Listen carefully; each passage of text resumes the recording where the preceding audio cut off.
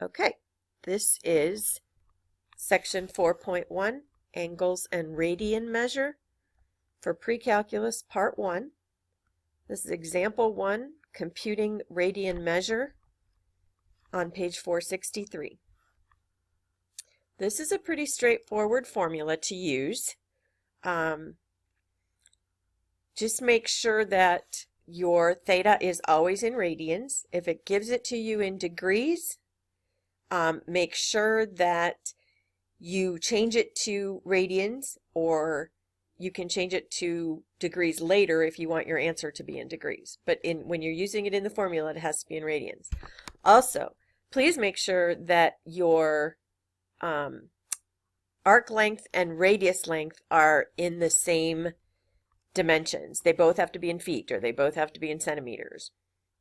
Okay, so this example problem gives you a radius of 6 and an arc length of 15. And you're literally just going to substitute that into the formula.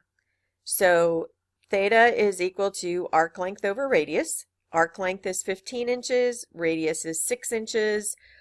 Just like variables and numbers, if you have the same dimension on the top and the bottom, you can cross them out. So 15 divided by 6 is 2.5.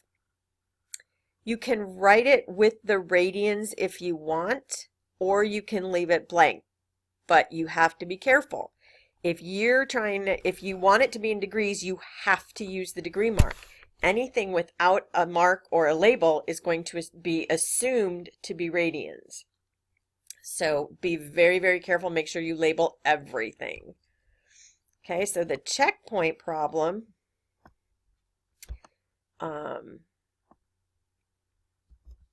it gives you that the radius is 12 feet and the arc length is 42 feet. So we're going to do the same thing.